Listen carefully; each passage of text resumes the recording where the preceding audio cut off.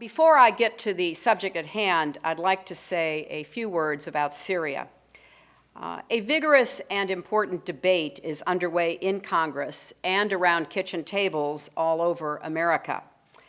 This is a challenge that has catalyzed the kind of debate that I think is good for our democracy. As you know, this is a fluid situation with statements from Russia, Syria, and others in the last several hours. I've just come from a meeting with President Obama where we discussed the latest developments, and 3 points in particular are at the heart of the decision our country and our Congress has to make in the days ahead. First, as the President has said, the Assad regime's inhuman use of weapons of mass destruction against innocent men, women, and children violates a universal norm at the heart of our global order. And therefore, it demands a strong response from the international community led by the United States.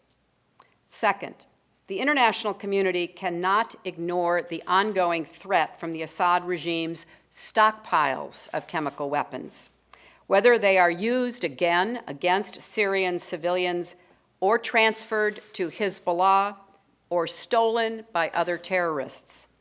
This is about protecting both the Syrian people and our friends in the region. The world will have to deal with this threat as swiftly and comprehensively as possible. Now, if the regime immediately surrendered its stockpiles to international control, as was suggested by Secretary Kerry and the Russians, that would be an important step.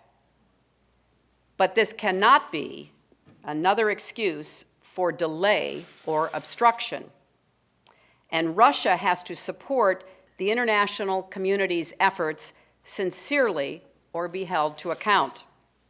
It is very important to note that this discussion that has taken hold today about potential international control over Syria's stockpiles only could take place in the context of a credible military threat by the United States to keep pressure on the Syrian government as well as those supporting Syria, like Russia.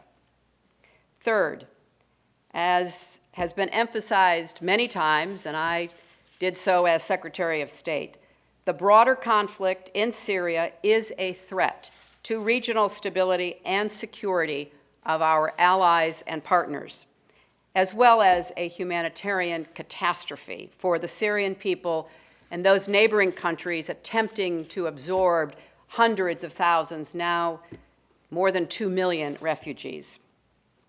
Achieving a political solution that ends the conflict is in the interests of the United States.